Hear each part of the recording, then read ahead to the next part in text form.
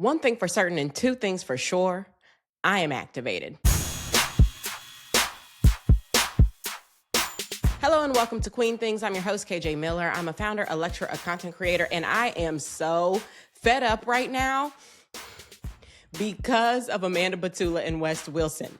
And that is what I am going to talk about today. Is that what I had planned to talk about today? No, it is not. I planned to respond to the many comments I received about Chappell on our last episode. And I plan to still discuss that. Maybe, probably, depending on how I feel after I get done talking about Amanda Batula and West Wilson.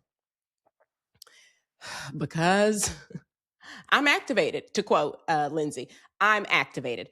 And I have to talk about it. I've spoken about it a bit on TikTok. Now I have to talk about it here. And let me just say, to just jump in, let me just say, I rarely discuss in detail any of the reality shows I watch because it just feels like, if you're not watching, then listening to me talk about it is not going to be as interesting. And so I might mention it in passing. I might mention a specific situation, but this isn't a, Bravo recap podcast, and nor is it ever going to be that. I could do that because I watch a lot of Bravo, but it's not that. I try to talk about pop culture a bit more broadly. But let me just give the disclaimer right here and right now. Right now, I'm talking about Summer House, specifically these people on Summer House, because I'm pissed off, I'm sad, I'm heartbroken, I'm angry, I'm overwhelmed, and I have to talk about it. So that's what we're going to do here. And like I said, once I get good and done with that, then I might respond to some of these Chappell comments, because let me just say, particularly over on Instagram, I am getting cooked. Thank goodness this Scamanda situation has happened, because now the heat is off me. It's off me and it's on her. But Chappell has a lot of fans, apparently. And they all found me on Instagram and they are dragging me hither and thither. Okay. This away and that away. And I do want to respond because, that's what I like to do. I'm not one to throw a rock and hide my hand. No. I said what I said, so let me come on here and respond to the things that you are saying. You guys know I'm always happy to do that. But right now, I don't have time for that right now. We have to get to this, okay? So let's get to it. First of all, let me catch you up. If you don't watch Summer House, even if you don't watch Summer House, I have to imagine for most of you, this news has found its way into your feed in some capacity. But let me briefly catch you up. Who are the main characters? The main characters are, number one, and most importantly, I haven't said her name yet, but she is the most important, Ciara Miller, our queen, our protagonist, we will call her. That's number one. Number two, Amanda Batula, from henceforth to be known as Scamanda, okay? She's number two. Number three, West Wilson, the dum-dum. Those are our major characters. Now, all three of them are on a show called Summer House, which I watch religiously. I didn't always watch it religiously. I think I came in around season 5 or 6 or something, and I haven't really cared to catch up with the earlier seasons. But anyway, the point is now I watch it religiously. Now, a few things you need to know, okay, before we get into the mess. Ciara is Black. Amanda and West are white. That does matter. We'll come back to it. Ciara not only is Black, but she was the first Black cast member on the show. She came in 2020. Since we've known her, she has dated pretty much all white men and white men in the Bravo universe. I'm not saying she hasn't dated anybody else. I'm just saying what we've seen via the show is her dating white men. And none of these amounted to full-blown boyfriend-girlfriend relationships, is my understanding. The last of these white men is West Wilson. Now, what you need to know about West. He enters into the Summer House cast 3 seasons ago. So this is his 3rd season that we are currently watching. In his first season, he joins the cast and immediately takes a liking to Ciara. And she plays coy at first, but she's kind of flirting back. The thing about Ciara that we have come to know is she's very serious about her heart. and she is looking for a relationship. She's really not trying to be ripping and running in the streets. She's made that very clear. She has said it several times to everybody. Okay. So, and she's gorgeous. Oh, I should have mentioned she's gorgeous. We'll put a picture of her up on the screen just in case you are unclear about how gorgeous she is. Okay. And so she is used to men chasing her. This is nothing new to her. She gets chased by everybody. She's literally a model, also a nurse. She's used to being chased. That is not new to her. So West showing her attention the second he gets in the house, nothing about that in and of itself is going to be interesting or unique to Ciara. Duh. She's beautiful. She's smart. She's kind. She's funny. She's interesting. She's highly paid. She's that girl. So she is not at first giving it that much attention. Over time, because West is, I guess we'll call him charismatic. He's like funny. He's one of these dudes who, like, I'm not saying he's not ugly by any means, but no one would look at him. And if you knew nothing else about him and you just saw him in the streets, you'd probably say, 6.5, maybe 7 on a really good day, a 7, right? I'm not one to like do too much on judging people's looks. I'm just saying, based on some of the more classically accepted standards of beauty, I think if you just saw him and didn't know him, you'd say, oh yeah, 6.57. But if you get to know him, he does seem to have, one of those personalities that's just like easy, funny, kind of charming. Like he just, I think, gets your guard down very easily. You know the type, okay? Even if you don't watch the show, you know the type. The type of guy who, always has a little joke to tell. And so that 7 quickly becomes an 8.5, 9. Not a 10. No one, I don't think anyone would say 10. But his personality takes him up into that 8 or 9 range. And frankly, I think a lot of women, we like that 7 to 9 range anyway. 10s just feel unattainable, okay? And like they definitely are going to fuck you over. So that's not even what most of us are going for anyway. All right, so that puts him right up in that sweet spot. And he's kind of wearing Ciara down and she's liking him. He's funny. She likes, to laugh. She likes to giggle. They're getting closer. And they do start a physical relationship, but no sex. That's important. She does not have sex with him. And she makes it very clear, I don't want to have sex outside of a relationship. So yes, they're kissing, they're flirting, they're hugged up, this, that, and the third. But she makes it clear, this is not a step I want to take with you unless we're serious about one another. She says it to him. She says it to the other cast members. She says it to the camera in her confessionals. We are all very clear. Well, what happens? After filming wraps, they continue to date. She quite literally meets his parents. He invites her to meet his parents. Obviously, she's taking it as a sign as this is serious. So what does she do? She sleeps with him because he's made it clear to her, I care about you. I am serious about you. And it's been months at this point. We're not talking about 3 weeks later. No. Many months into this courtship, I would call it. He introduces her to the family. It is now clearly in a serious place. She sleeps with him. And what does he do? Guess what he does? He breaks it off with her. Within, I think, a few weeks of them sleeping together. Obviously, Ciara is crushed. She is crushed by this. And we know this because shortly thereafter, sometime thereafter, some number of months after that, they filmed the reunion for that first season that he, first appeared on. And she is so hurt. She's crying for half of it and saying, like, I work so hard to protect my heart and to only take that step with someone if it's going to be long-term. And he brushes me to the side. Come to find out, the reason he's brushed her to the side, flawless, gorgeous, kind-hearted, amazing Ciara to the side, is because so many people are up in his DMs now that he's quote unquote famous. Okay. And to be clear, Bravo famous, but famous.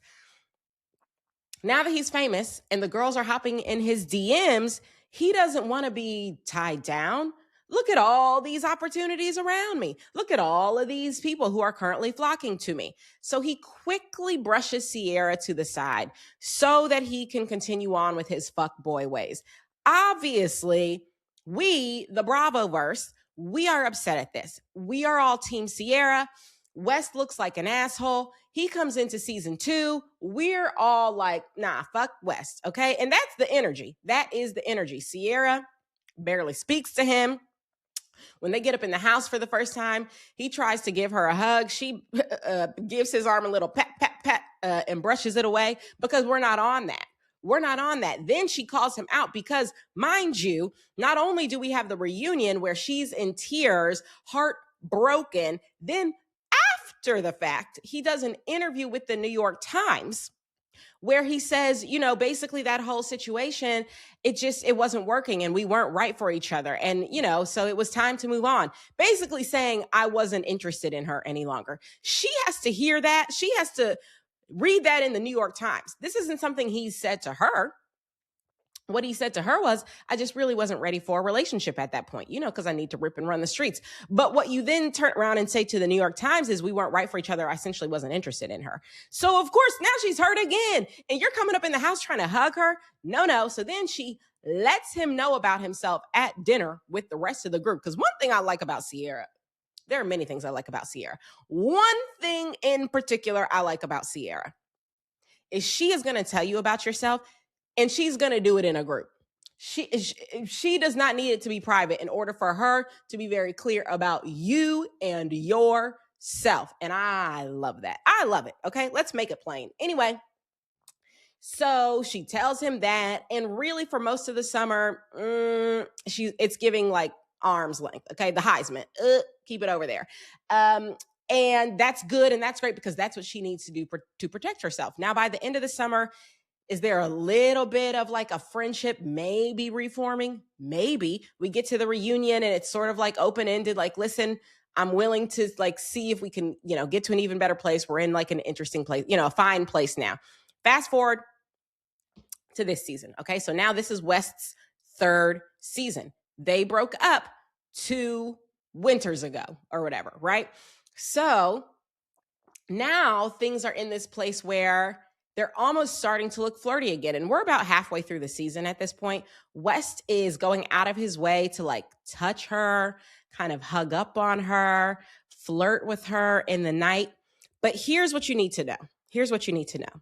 A person I haven't mentioned until this point is Jesse. Jesse is good friends with West. Jesse also, like every other man, is attracted to Ciara. And so early on in the season, he asks West, would you be okay if like me and Ciara made out?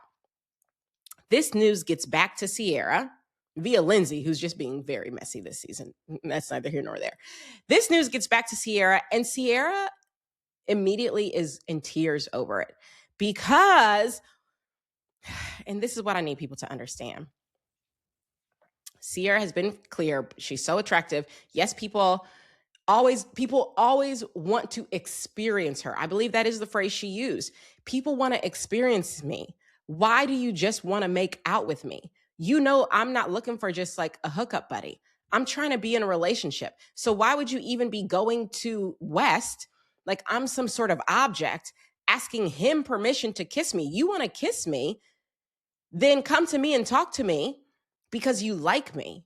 But if all you want is to just treat me like some sort of plaything, why is that all these men want from me? I literally can't make it clearer. I am looking to be in a serious relationship. I want to give my heart to someone. That is what I want. I don't want to just be your hookup buddy. I don't want to just be something or someone you experience. And so she's literally in tears because once again, she is being made to feel like all she is worth is her body and her looks. She went through it with West. Now Jesse's coming to her with the same bullshit. And it is quite literally, again, bringing her to tears. So what we know about Ciara, and we don't know anything about the bullshit I'm about to get into yet. What we know about Ciara, she wants to be in love. She takes it very seriously. She finds it very hurtful that these men keep treating her like an object that they can just have access to when they want and walk away from when they're done. This is what we know about Ciara. Importantly, we also see 2 episodes ago her have a conversation with the whole cast about how difficult it has been navigating this world of Summer House as a Black woman, as the first Black cast member, and how when she is dating these white men, West most recently, how she really gets dragged through the mud for that. And there is a whole racial element to it where people are dragging her for, why are you letting this white man play in your face? But also there are undoubtedly racist people who feel like, why would West even want to be with this Black girl? She's getting it from all sides. And that's an element of it that the rest of them don't even see and don't know anything about because they do not have to experience. And she explains this in vivid detail to all of them. And they're all there nodding along. Yes, we get it. We get it. And guess who gets up to come comfort her and hug her and let her know, I'm here for you. I'm your girl. I'll always be there for you. Amanda. Scamanda gets up, hugs her because she's so moved by everything Ciara is sharing about being a Black girl on this white show and being trampled on by white fans and all the racist tropes being hurled at her because she's dated interracially and dated white men. And Scamanda, she just understands it so much and she's so moved and she has to get up and she has to hug her and comfort her. I'm activated. Oh, I'm trying to get all this out. Okay. So this is what we know about Ciara. We know so much. What do we know about Amanda? Let's turn to villain number 1, Scamanda. What we know about Amanda is that she has been in a relationship with Kyle Cook for 10 years. And they have been married for, I think, 4 of those years, going on 5. And Kyle has never really treated Amanda very well. He never really has. I would argue that is true, but also to me, it seems very clear they were never really compatible. However, I think we can objectively say he has never treated her well. We have watched him call her a bitch on television. We recently in an episode watched him say fuck you to her. Things, I mean, you just should never say to anyone you care about. I certainly would never say to my husband. Like, these are just, okay, he's out all hours of the night because he picked up a DJ career, and he basically picked up the DJ career out of spite because she said she wanted to pick up a career, outside of his company, Loverboy. He's out till all hours of the night. There are rumors coming back to her about him cheating on her in the marriage. We don't know if those are true, but the rumors are certainly flying in. One night in particular, I guess this happened last year before filming began, he went to some person's like quote unquote after party after his DJ set and fell asleep at their house. So didn't get home until 6 a.m, which that is insane. That is insane. So it's fair to say she's been in a relationship with a man who has just never treated her well. And guess who? Guess who during all of that time has been there supporting her, and particularly this season, has been there for Amanda, crying tears, literal tears, on Amanda's behalf, telling her you deserve so much better. You deserve more. You need to take care of you. Literally holding her, consoling her, crying tears for her, trying to help her gain the confidence to leave this marriage and put herself first. Ciara, if you hadn't guessed it by now, Ciara is the person who has done this all season long, and not just this season. Ciara, my recollection is it was last season, possibly the season before, when Ciara said to Amanda, I don't really see you outside of Kyle. I don't see you doing things outside of Kyle, trying to push her to step into her own, which is part of the reason Scamanda then went and launched her swimwear collab. Like, because Ciara supported her and pushed her. I realize I'm yelling. I am activated. Ooh, let me try to calm down. I'm so activated right now. This is how good of a friend Ciara has been to Amanda. So supportive, so just a source of strength for her. And Amanda, by the way, has said this, has confirmed over and over again in interviews, because Amanda finally made the decision to separate from Kyle, and which we learned in January that they were divorcing. They announced in January they were divorcing. And she has been so clear in multiple interviews that Ciara has been such a huge support system. In one of her interviews, she quite literally said, I don't know if I could have done this without Ciara's support. And that brings us to yesterday, okay? Because I'm filming this on Wednesday, April 1st. Tuesday, March 31st. After weeks of rumors about it, Amanda and Wes issue a joint statement confirming that they are together. And I'm going to read the statement to you, and I'm going to read it calmly, hopefully. This, by the way, was posted to both of their Instagram stories. Same statement posted to both. We've seen the growing online speculation, so while this is still very new, we wanted to provide some clarity. It was never our intention to purposely hide anything. Given the complicated relationship dynamics involved and the scrutiny that comes with being on a reality show, we needed a little space to process things privately before speaking on it. We've shown up for each other as friends over the years, through all the highs and lows, and what's developed recently was the last thing either of us expected. Our connection grew out of a genuine, long-standing friendship, which made it especially important for us to approach this with care. As our feelings evolved, we wanted to take time to understand exactly what we were feeling. We also recognized that this has had an impact beyond just us and never wanted our actions to cause any hurt or be perceived as careless. We truly appreciate the understanding and respect as we navigate this. Let me be very clear. I don't understand it. I don't respect it. You have been incredibly careless and incredibly hurtful. And this whole statement is bullshit, because what's not in the statement? An apology to Ciara. The only person you need to apologize to. Well, some could argue you probably need to apologize to Kyle as well. I'm not going to get into that. Kyle can fight his own battles. He's been treating this woman the way he's been treating her. I actually have always liked Kyle. That's a story for another day.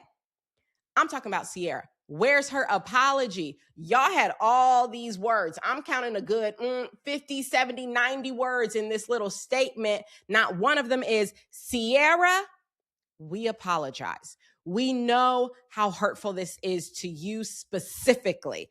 We know that you have been there for us as a true friend for years. I don't know what else the fuck to say. Frankly, I really don't know what you could say that would make it better. The truth is nothing, but you say it anyway because you know that's who you're hurting. Oh, we never meant to hurt anyone. Who the fuck else are you hurting? Who else are you hurting? It's just Ciara. Ciara, who sat in your bed, Amanda, and cried with you for your marriage, who pushed you to do something outside of Kyle, outside of Loverboy, and helped spur you to actually do a swimwear collab that came and went and probably will never amount to anything else ever again, because it turns out you're a scam. You're a scam. You're a scam as a friend, first and foremost. You had the opportunity, and I've seen people say this online, you had the opportunity to come out of this marriage rising like a phoenix to so much praise and adoration. That is essentially what has been happening. You had the wind at your back, and you threw it all away for Wes Wilson. The look on my face as I say it is purposeful. Wes Wilson. He barely eked his way out of 6.5 status into more of a 7-8. his way due to his personality, then crashed back down to earth because of how badly he fucked over Ciara, was just sort of kind of starting to climb his way back out and now plummeted to the earth. Frankly, he's a 0 out of 10 as far as I'm concerned. And this is what you ruin a real, true friendship for? Someone who has genuinely been there for you, someone who was rooting for you, someone who helped you find the strength, because we know you did not have any of it on your own, to get out of a marriage that was causing you long-term mental and emotional harm.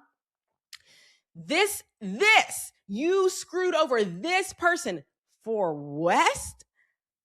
And I do need to talk about the white woman of it all. I do. What I'm about to say is going to anger some people. I'm aware of that. I'm going to try to approach it from a nuanced perspective, even though when I'm activated, it is hard for me to find the nuance, okay? But I am going to do my level best. Perhaps you've seen, this was going around the internet a couple years ago, kind of this like thought experiment. This actually came on the heels of like the man versus bear conversation. Like, who would you rather meet alone in the forest, a man or a bear? And all the women were choosing bear. And men got very upset about this because they were like, that's crazy. If you actually saw a bear, like you would blah, blah, blah, you know. But the point was, a bear is unlikely to attack just because. But a man, an unknown man, you never know what the fuck he might do, right? Like if a bear attacks you, it's because he's hungry.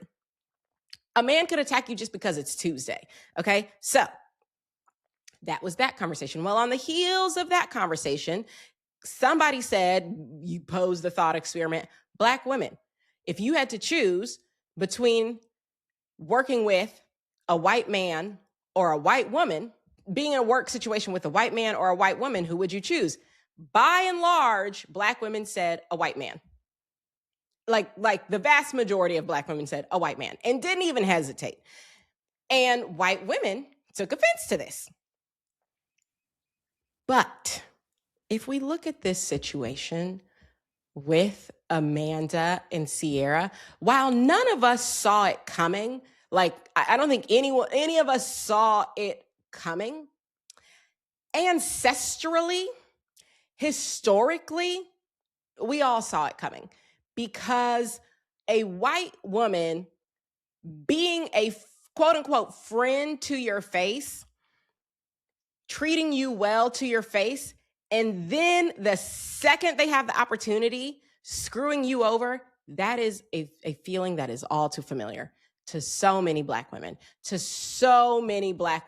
And that is why in that little thought experiment, so many Black women said, I'll take a white man every time, because if a white man is going to screw me over, I'm going to know it from day one. He's going to be very clear about it. It's not happening behind my back. He's not pretending about it. He's going to try and get the promotion. He's going to screw me over. He's going to talk bad about me. You know, he's going to talk over me in the meeting, blah, blah, blah, blah, blah. But I can see it all. I can see it with my own two eyes. I know when it's coming. Nothing is catching me by surprise. But with a white woman, she might be in my face saying, oh, KJ, oh, you're so great at this. Oh, I'd love to work with you on this. But then behind my back, she's going to my boss and talking shit about me. And by the way, the number of times this has happened to me, this is not a thought experiment for me. This is me telling you this has happened to me on multiple occasions. This is why so many Black women said, I take the white man. I take the white man. I'll take the white man. Give me the white man. And I think this situation, I mean, because listen, from Ciara's perspective, yes, West played in her face, but he played in her face. Amanda is playing behind her back, pretending to be her friend. And this, white women, I know not all white women, but I need y'all to have a conference. I need y'all to get together. I need y'all to chit chat and figure this shit out, because this has become a trope about you for a reason. There is a reason Black women said, give me the white man. And y'all need to figure it out. I can't help you figure it out. I don't know. Do what you got to do. Talk to the people you got to talk to. Like I said, I was going to try and find the new ones. I know I found none of it. I'm activated.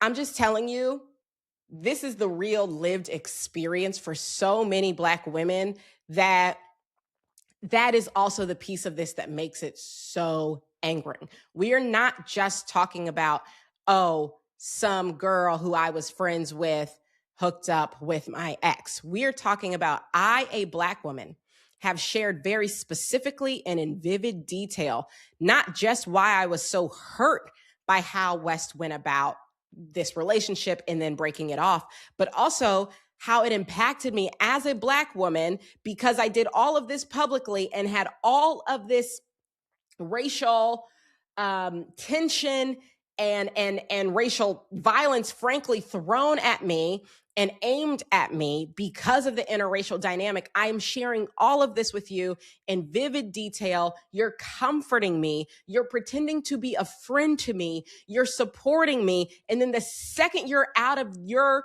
terrible marriage that I convinced you and supported you to get out of, you date the man who did this to me because you don't give a fuck about me. And what's more, you hate me. You must. What I'm trying to tell you is find me a Black woman who has not had a similar experience. Maybe not as it relates to a relationship, but as it relates to some situation where there was a white woman who, to their face was giving, oh, I love you, I love you, I love you. And behind their back was a completely different story. Find me a Black woman who has not experienced that. Okay.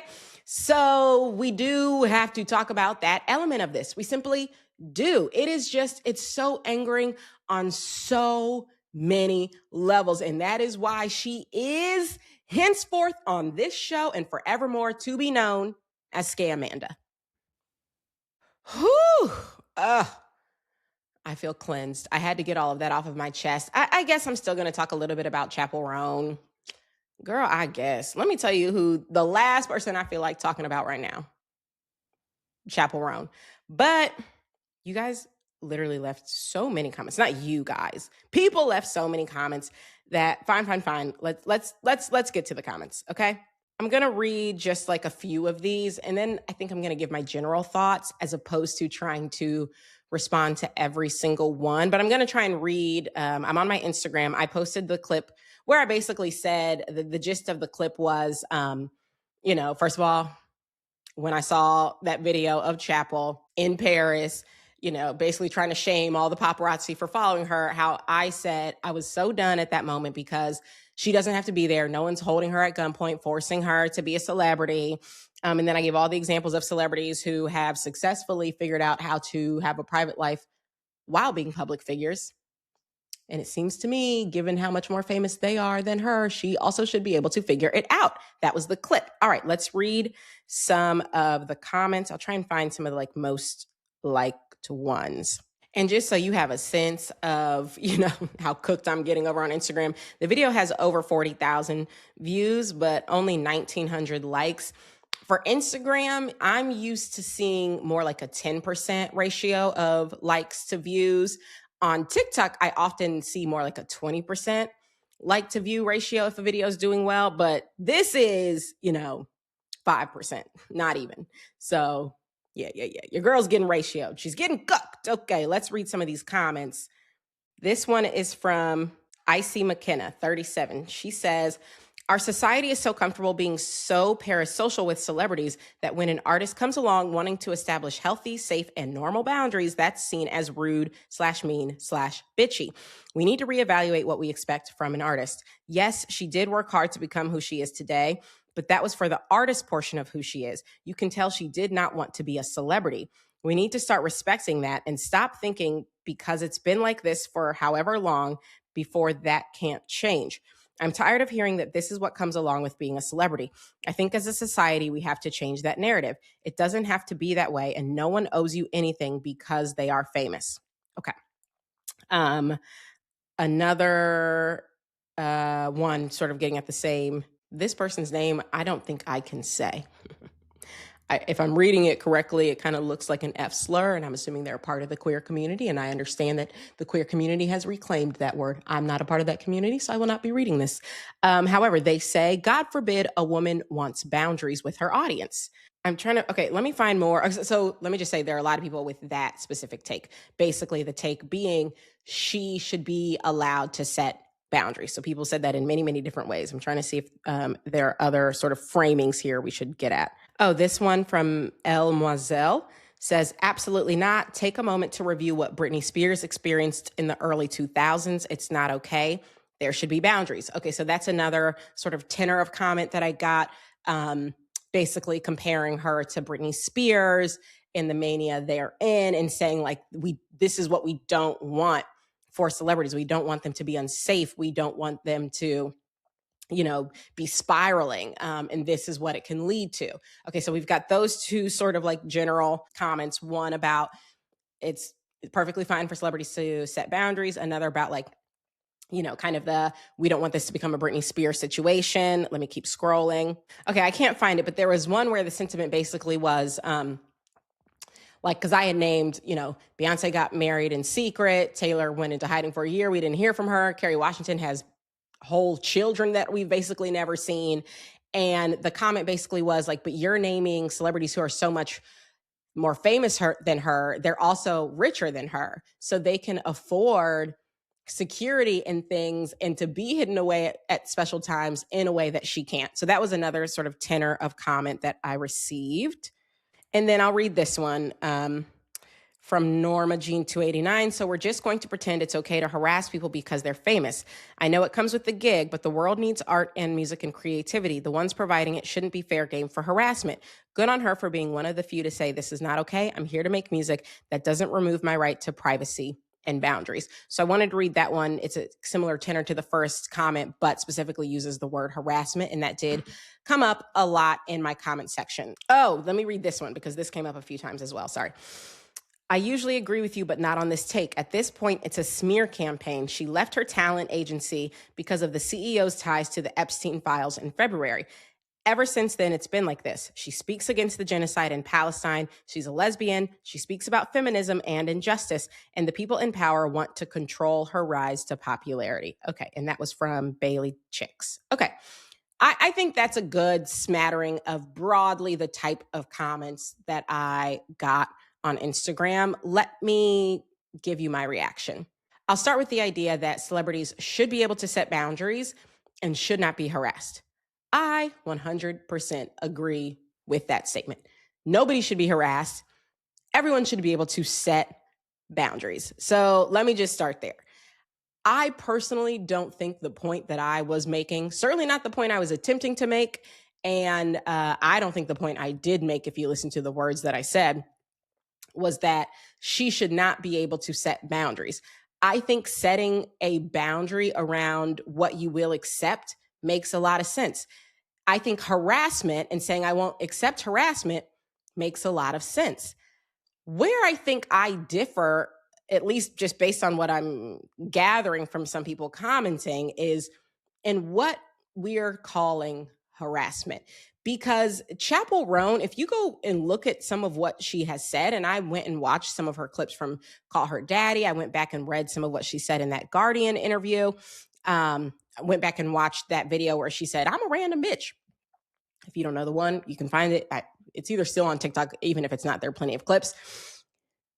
A lot of the things that she has said she doesn't want people to do, I personally would not define as harassment. Asking you for a photograph, coming up to you and asking you for your autograph, I do not think that that's harassment. I totally understand if it's something that you don't want people to do. And I totally understand saying, hey, I don't want people to do this. This is not something I want to happen. But I don't think it's harassment that it is happening. She said on Call Her Daddy, like, don't look at me. Don't talk to me. Referring to fans. I don't think people looking at you and talking to you is harassment. I understand it's uncomfortable if you don't like being looked at, if you're out and about and someone's staring at you. I understand that that is uncomfortable. I don't think that that is harassment. So I think people touching you unsolicitedly, that's harassment. I think people yelling rude things at you, rude things, lewd things at you, cursing at you, I think that is harassment. I think people throwing things at you, that is harassment. And, frankly, like violence. But I think people wanting to be in your orbit when they are a fan of yours, I personally don't think that constitutes harassment. Now, obviously there's a line, and I think we'd have to talk about very specific instances of things that are happening or have happened, and then we can have a conversation about, oh yes, that thing is or that thing isn't. But my broader point is, I think some of the things that the people in my comments believe are harassment, and it seems maybe that Chappell things are harassment, I don't. I do think some of those things are the price of fame, which brings me to another comment. She, I think it was part of the first comment maybe that I read, this idea that like what she wanted was to be a performer, not to be famous. But I push back on that because there are plenty of non-famous performers. If what she wanted was just to sing her little songs, she was doing that for years. You don't need a record deal to sing your little songs. I could right now go find a bar in Columbus willing to let me just sing my songs, from like 6 to 8, do a little two-hour set, pay me a little $100, maybe not even that. I don't know what someone might be willing to pay me. I've never asked, but like I could find venues to go sing my little songs. I also could just sing my little songs in my little house. Okay. I don't need a record deal to do that. She pursued not just the art, she pursued the fame. She pursued the record deal. She pursued the tours. She pursued the whole thing. And so I don't think you get to say with this job or any other job, I only want to do the parts of the job I like. I only want to do the parts of the job that I want to do. That's just like not how any jobs work. It isn't how any jobs work. And I think it's very naive, is I think the kindest way I could put it, to say I should get to only do the parts of the job I like. I like the part where I sing my song and people yell in adoration at me for hours on end, and people spend hundreds or thousands of dollars to travel and come see me, and people stream my music day in and day out. I like all of that part.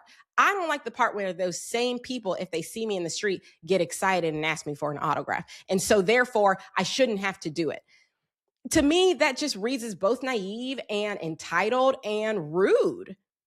Frankly, I agree she shouldn't be harassed, but this idea that like, oh, just because, you like my music and spend money to see me and are a fan, you should also be able to like come up and tell me that is harassment. I'm sorry, I disagree. And I'll never know the level of fame that Chappell Roan knows, but I do know what it feels like to have people come up to you who you don't know and tell you, hey, I really like your work. Hey, I love your content. Hey, I listen to your podcast. Hey, I love Minted. I do know what it feels like, and never at any point have I thought to myself, this person is harassing me. Never, not once. So I think we disagree, it sounds like, on what harassment is. And I think if she were simply talking about people actually harassing her, I would agree, set that boundary. It should absolutely be a boundary. But that's not what I feel we saw in that video where she was trying to shame everybody. And that's not what I believe we have heard her say from her own two lips. She just doesn't want people ever coming up to her or looking at her or taking pictures of her, staring at her or anything. And I'm sorry, but I think that is a part of the gig. It might not be a part you like, but there are parts of every job that we do not like. And I stand by that. Okay, let me respond to the, this is a smear campaign because she's so liberal and because she left her agency and because she's spoken up for Palestine. I said this on the episode. I think it's a little weird to refer to it as like an orchestrated smear campaign when people are quite literally just reacting to the actual things she is saying and doing. Like it's not being pulled out of thin air. Or in Taylor Swift's case, where I do feel like with her album, there are a lot of people who just had genuine reactions, genuinely disliked the album. But I think there was also an orchestrated campaign because some of the interpretations of the album just quite literally were like, huh? But here, It's not an interpretation. We're all just reacting to what we are quite literally seeing her do. You know, we're seeing her do it. So, but I guess I can't prove that there's no smear campaign happening. I can tell you I'm not a part of it. No one has paid me to speak negatively about Chappell Roan. And no one has even offered. I don't even know what that kind of offer would look like. Is that a thing people do? I guess it's just bots. And then other people like get on board with the bots. That's sort of what happened in the Taylor case. So that's kind of the case that was made in the Rolling Stone article. Like the bots started it and then real people picked it up and like, it took off from there. So maybe that's what people are saying. Not that, people are being paid to say negative things about Chappell Roan. But I don't know. If you look at the other things that I have said about Chappell, as I have said before, I'm in a one-sided beef with her and have been for over a year. I think my position has been fairly consistent. I find her to be very tiring. I find her to be quite annoying. I find her desire to only have the things she wants out of this job and to never have to interact with any of the pieces she doesn't like to be juvenile. I find her personality to be a bit grating. I have felt this way. So, I can't speak to anybody else and what orchestrated smear campaign they may be a part of, but this is just how I feel about her, having seen what I've seen and heard what I've heard from her. What else? Did I cover everything? There was the Epstein of it all, the harassment of it all, the bullying of it all, or the boundaries of it all. Oh, the comment about, she doesn't have as much money and therefore doesn't necessarily have the same ability as a Beyonce or a Taylor or a Kerry Washington to, construct kind of the walls of privacy that she might want to. That's a fair point. I take that. Yeah, I think that's a fair point. Yeah, I take that. I still think, though, and someone said this in my comment section because she was in Paris, I think, during Paris Fashion Week. And the comment was, Paris Fashion Week is quite literally the most voluntary place to be. Like you don't have to be there. Everyone knows paparazzi are going to be there and you chose to be there. So like, I still think if privacy is what she wants, she has the means to orchestrate it better. However, does she have the same means as the people I listed? She does not. So point taken. I think I've mostly covered it. It's funny because I was originally planning on having this be the whole episode because there were so many comments and I was originally thinking like I'll go one by one and I'll really make my case. I just don't know that I feel the need to do that now. First of all, I'm too focused on Ciara. Okay, I feel like I need to devote a fair amount of my energy to being there for my girl. Do I know Ciara? No. However, she has commented on a post of mine. And so I feel like we're not that far away from becoming mutuals. I like to speak these things into the world, okay? I think it might happen. And so I really need to put my energy into supporting her. I just don't have any more energy to give to Chappell Roan. If we disagree, we disagree, and I'm okay with that. But I think I've been pretty clear about how I feel. And that's that. And just to end on some levity, I do have a little bit of white news to share. I saw this right before I started filming. Oh my God.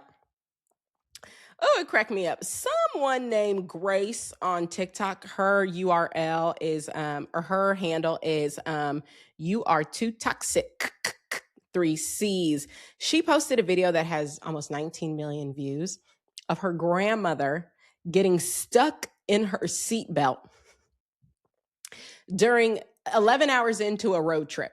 Like, this grandma gets so twisted up. We'll include the link. Gets so twisted up. She can't get out. They have to call the fire department to cut her out of her seatbelt. Now, white people, I don't know how this happened. What I do know is I have now seen multiple Black people on my timeline trying to recreate this, trying to figure out how does one get so stuck in a seatbelt. First of all, they retract, right? Like they go in, they go out. Second of all, they unbuckle. They're just, I'm really in the comment section. Let me read you some of these comments. Mind you, all she had to do was sit there. That has 457,000 likes. This